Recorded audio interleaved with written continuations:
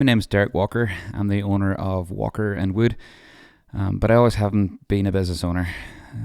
But I wanted to kind of tell you the story behind Walker and Wood, where it started, how it's going currently, and where it's headed. I grew up on the northwest coast of Ireland, a county called Donegal and a town called Donegal Town. I grew up there all my life. I went to college in Belfast, and then I moved to the US 10 years ago, and I've been in Nashville, Tennessee ever since. My love for woodworking really started whenever I was young. My grandfather was a craftsman. He kind of did it as a hobby more than anything, but he had all the tools. He bought me my first toolbox, got it decked out with all the tools that I needed, and I was just curious from a young age.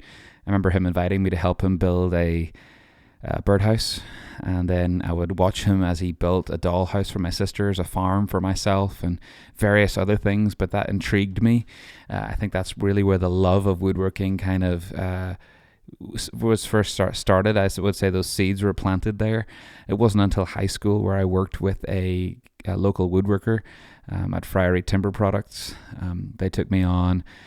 John was his name. He took me on in the summer months and after school sometimes, and I would go over there really, and I started off just sweeping and cleaning. But as I was doing that, I was really watching in awe as they created like solid staircases, sliding slash windows, doors, all the above, and I was amazed, and I was hoping that maybe one day, maybe I could be like that. And they would gradually teach me some stuff like how to operate a table saw, how to use a jointer, how to, use a drill, all of this stuff. But I really took a break from things because I went off to college, as I said, in Belfast for 4 years. I was up there. And then I took another 3 years in college once I moved here. And I moved to the US not to pursue music, not to pursue woodworking, really to pursue a master's in youth ministry.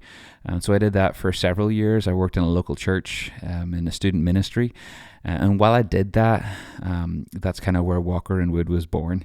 Got married to my wife Caitlin 6 years ago, and when we moved into our first home, we really didn't have a whole lot of furniture together. And as you know, furniture can be expensive, and so I thought, why not learn to make some myself? I just went out on a whim, looked up some stuff on Pinterest, some stuff on YouTube, and I just started buying tools. I went to Lowe's, bought a miter saw, bought some drill combo sets, and that was me started. I got some plans off of Pinterest, and I started putting together some nightstands, some end tables, coffee table, floating shelves, and I really had no clue what I was doing. But I enjoyed it. It was fun for me. And as I started creating things, I began to think to myself, wouldn't it be cool if I could make stuff for other people's homes? And what I did was I started a social media account. I started an Instagram, and I started documenting the things that I was making. I started taking pictures, stories, videos, whatever, and they weren't great, to be honest. But in that moment, I thought that it was amazing, and I started to take pictures and post them. And sure enough, over time, people would inquire. And it really started out with cutting boards, cornhole boards, smaller items like that. But I was so proud, and I was so excited that people would ask me to build them a cutting board. And now looking back, I think, oh my goodness, some of the stuff that I made, how I made it, I would do it completely different. But in that moment, I was so excited, and I gave it everything that I had, 100%. Whenever I made my first cutting board, I would take the profits and I'd put it aside. I wouldn't touch it. I would make my first cornhole board, which, by the way, in Ireland we don't even play cornhole, so I had to do some research on what that was. But I knew that I was going to try and make the best cornhole board that I could. Anyway, whenever I made the money from that, I put it in a separate account, and I would just let this money grow and build. And really, after some time, I had built up some money in there. I would then gradually upgrade my tools, upgrade my equipment. I remember the first table saw that I bought. It was a job site porter cable I bought off Craigslist for less than $100. My father-in-law went and picked it up, and it was in bad shape. The guys that were using it to cut watermelon. I have no idea why they were cutting watermelon with a table saw, but they were, because there were remnants of watermelon on it, and I had to power wash it because there was bugs everywhere. But I got that thing pristine, and I took care of it, and I thought that you couldn't stop me because I was so excited. This brought me a new level of things that I could do, and I had a table saw, not just a skill saw. Anyway, I did that just across the board, just with different tools, trying to upgrade, trying to make myself better, trying to make myself quicker and whatnot. But as I started making things around the house, as I started posting them, and as the inquiries came in, I began to think, like, what if? And I was scared at the same time, because people were now entrusting me with items to build for their home, and I was honored that somebody would ask me to build a cutting board, something as simple as that. But in that moment, it was huge for me.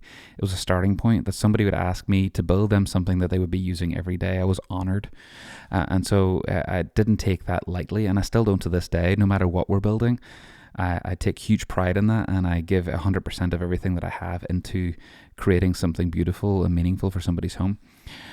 But anyway, as that started going, I started to begin to think, okay, well, I need to name this. What is this going to be? And I talked to one of my colleagues at the time, Lee French, a good friend of mine, and I asked her, what would you name it? And without even hesitating, she said Walker and Wood. And my last name being Walker, and working with wood, it just made sense. It was easy. It was perfect. And so that was the start of Walker and Wood. We got a graphic together, and boom, I had an Instagram account, and I was on that actively, just updating what we were doing. And slowly people began to order things, whether it be cutting boards, cornhole boards, coasters, floating shelves, end tables, small little tables, and gradually the orders got bigger and bigger and bigger. But this for me was a side hustle. This wasn't for me a full gig. I was a student minister during the day from 9 to 5, and when I came home, I would go out to the garage and I'd be working. I'd be working some long, lonely nights by myself, some cold nights in the winter, some hot nights in the summer, and it was lonely work.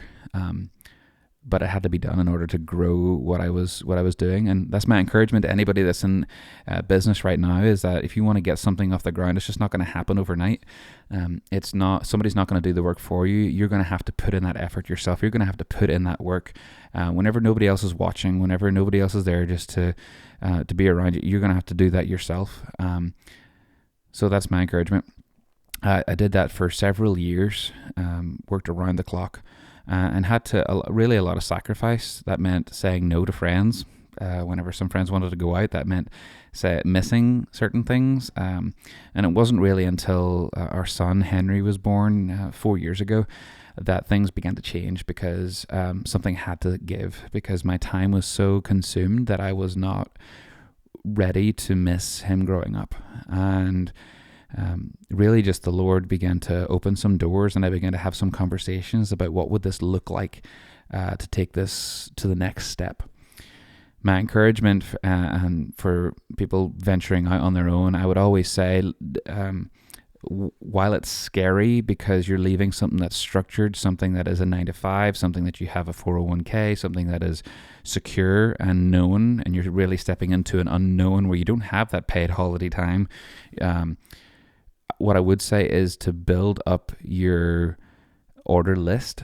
What I mean by that is you at least need to have a 6 to 8 month buffer of orders that are on the books, that are deposit paid, and you know that's going to provide income for your family before you take the leap. I made sure that I had 10 to 12 months worth of orders before I was going to take the leap. So that made it feel a little bit more secure. But still I was scared. But I had this feeling that in order to do this well, and in order for this to succeed, I need to go all in 100%. So anyway, this was just right before or right during COVID, and I was spending much more time at home. I was getting much more orders in, and so I decided to take the leap after much discussion and much prayer, and took the leap to take Walker and Wood full time. I loved my job. It wasn't anything against my job, but something just had to give. But it was still me. I was doing everything by myself. All social media, all client interaction, all the builds was myself. And I was really turning down a lot of work mainly because of my space. I was in a 2-car garage and everything was on wheels. I had to move everything. Everything had to be able to be rolled away. When I decided to take it full time, I was then offered the opportunity to share a shop space in downtown Nashville. It was about 3,000 square feet. That's where I am currently today. And I shared that with two guys, and really that kind of catapulted things because I was now able to take on bigger projects. I had more space. However, it now meant that I had more overhead. I had rent to pay, utilities to pay. So there was an extra layer of, can I make this work? How is this going to be okay? So I had that like constant fear, which I guess kind of was a driving force, to be honest. But I leapt at the opportunity, and I'm still there, and I'm thankful for that.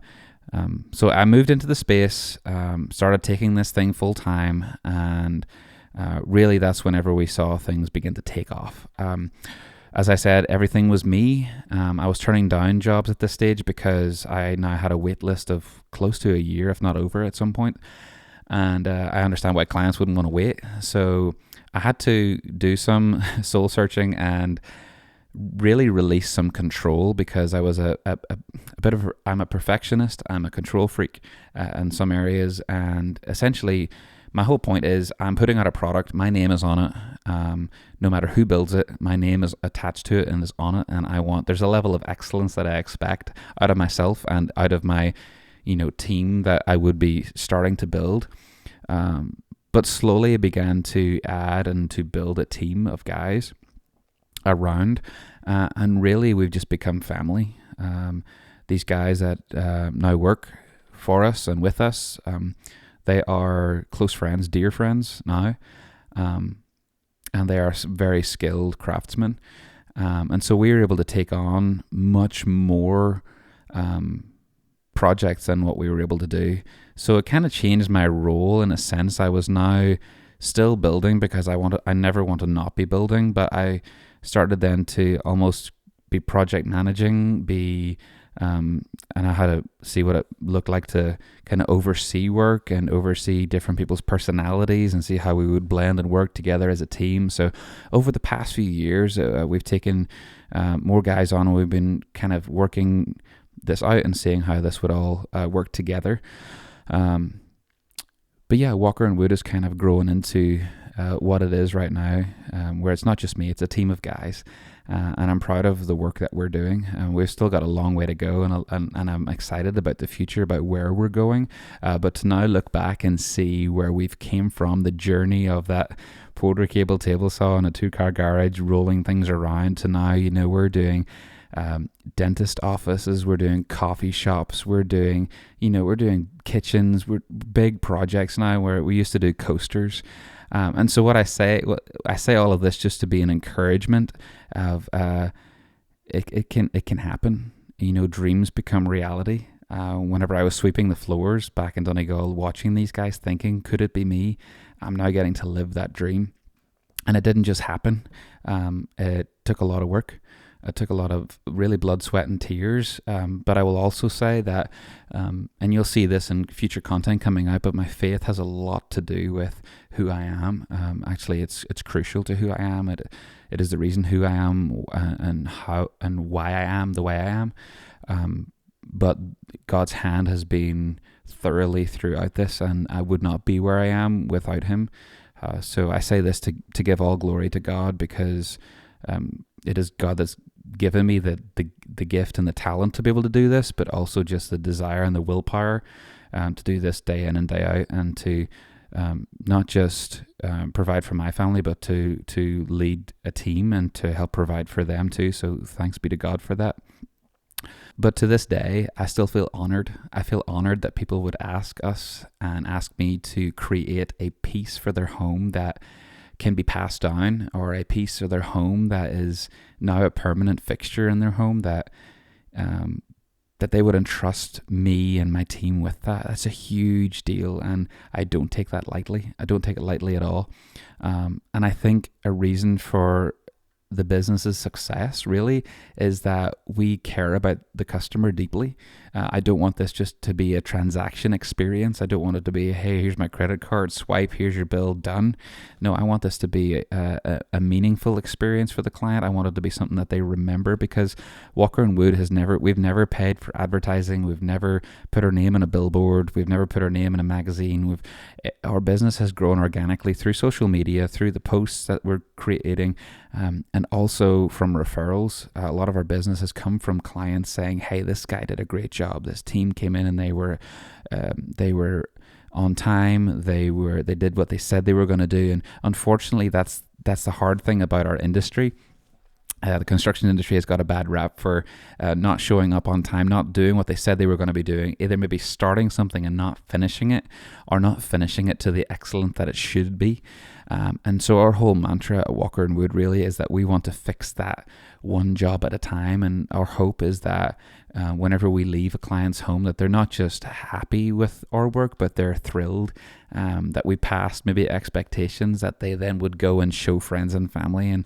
And that's been the reality for us. And I'm not saying that we're far from perfect. We make mistakes all the time, but I also pride us in the fact that if we make mistakes, or if, we make a wrong move, or if a bill doesn't go according to plan, that we make it right for the client. And that has happened, where things maybe haven't gone as smooth as we would have hoped, but we'll never leave a home unless a client is happy, whether that's at our expense or whatever that is. A client is the most important, and we take huge pride and in our work, and we also just want to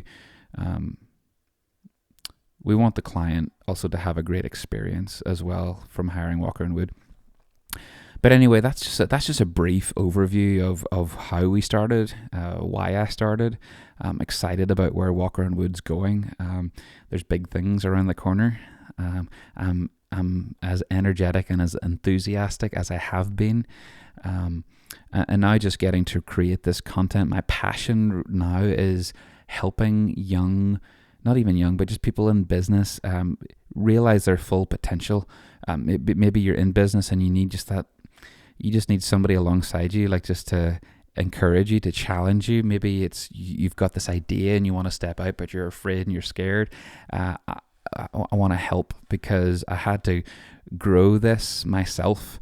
I had to move to another country where I didn't know the language. I didn't know anybody really when I moved to the US, but I've grown a business now that has been really successful, that has done multiple 7 figures. And I don't say that to brag, but I say that I believe that I've created something that I believe I can help other people.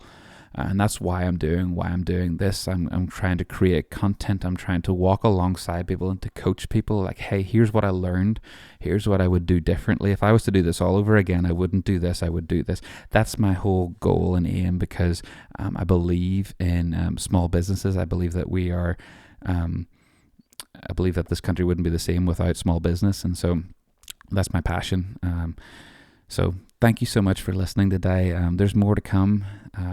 But if you would just maybe like, share, or follow, we'd really appreciate it. Thank you.